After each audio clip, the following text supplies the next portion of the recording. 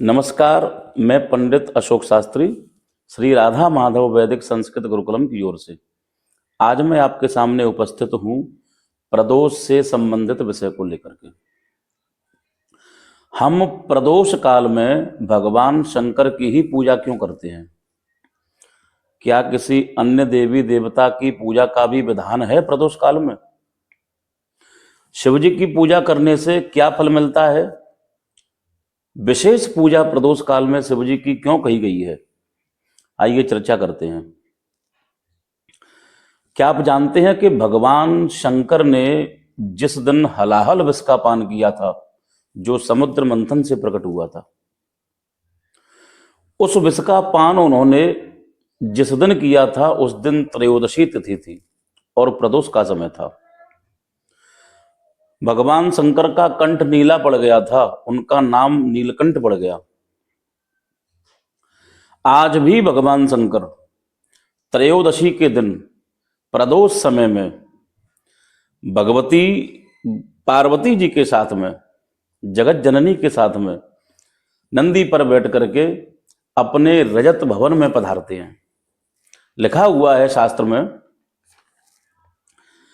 कि प्रदोष समये देव कैलाशे रजतालये, कैलाश पर्वत पर भगवान शंकर अपने शैव भवन में, रजत भवन में सब गणों के साथ में पहुंच करके स्वर्ण रत्न जटित सिंहासन पर भगवती को विराजमान करके और आनंदित होकर के संसार के कल्याण की कामना के लिए तांडव नृत्य प्रारंभ करते हैं। जिस समय भगवान तांडव नृत्य प्रारंभ करते हैं, शास्त्र में लिखा है सभी देवता उस समय आकर के भगवान की अर्चना करते हैं, भगवान की सेवा करते हैं। कैलाश शैव भुवने त्रिजगत जनित्रीम गौरीम निवेश्य कनका चितरत्न पीठे नृत्यम विधातुमभिवांछित शूल पाणौ देवा प्रदोष समये नुभजन्त सर्वे।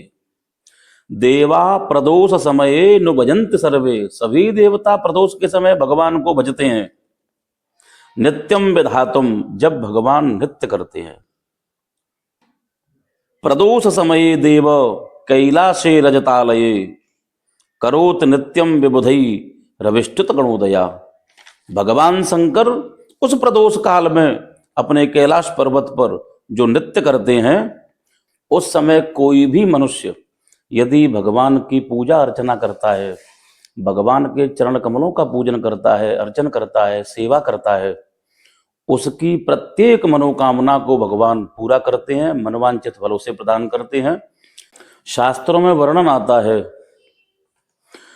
यो वै प्रदोष समये परमेश्वरस्य कुर्वन्त्यनन्य मनसांग्र सरोज सेवाम नित्यम प्रवृद्ध धनधान्य कलत्र पुत्र सौभाग्य संपदधिकास्त इहैव लोके।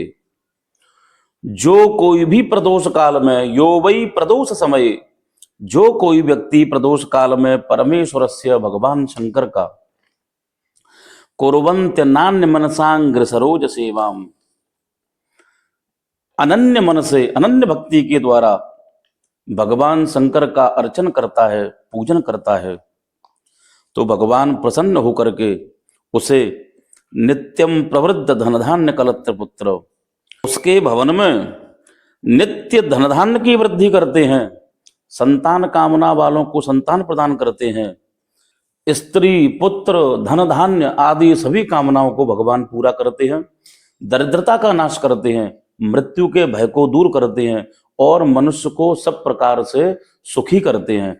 ऐसा प्रदोष काल में पूजा का फल है।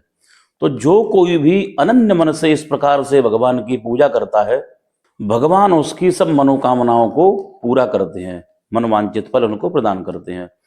लिखा हुआ है कि त्रयोदश्याम तिथौ सायं प्रदोषः परिकीर्तितः और तत्र पूज्यो महादेवो नान्यो देव फलार्थिभिः। त्रयोदशी तिथि के दिन सायंकाल में प्रदोष वेला में जो कोई भगवान शंकर की पूजा करता है, तो भगवान उसको मनोवांछित फल प्रदान करते हैं। नान्यो देव फलार्थिभिः, विशेष फल की इच्छा वाले मनुष्य, विशेष कामना रखने वाले मनुष्य, इसमें लिखा हुआ है कि फलार्थी भी, जो फलार्थी हैं, फल की जिनकी कामना है, विशेष कामना जिनके मन में है, वो व्यक्ति यदि प्रदोष काल में भगवान की पूजा करते हैं तो भगवान शंकर उनको मनोवांछित फल प्रदान करते हैं। ऐसा प्रदोष काल में भगवान शिव के पूजन की महिमा है। तत्र पूज्यो महादेवो, उस समय पर, तत्र से अभिप्राय है प्रदोष काल में, तो प्रदोष काल में पूज्यो महादेवो, महादेव को पूजना चाहिए। नान्यो देव फलार्थ भी, नान्यो शब्द से तात्पर्य है कि न अन्यो देव, कोई भी दूसरा देवता इस प्रकार से फल प्रदान नहीं कर सकता जिस प्रकार से भगवान शंकर प्रदोष काल में प्रसन्न होकर के, आनंदित होकर के व्यक्ति को मनोवांछित फल प्रदान करते हैं। तो प्रदोष काल का बड़ा ही महत्व है।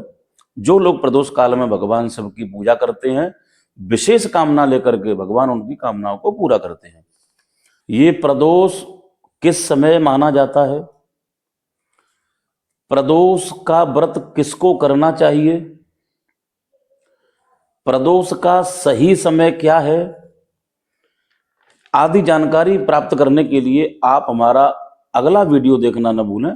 नमस्कार।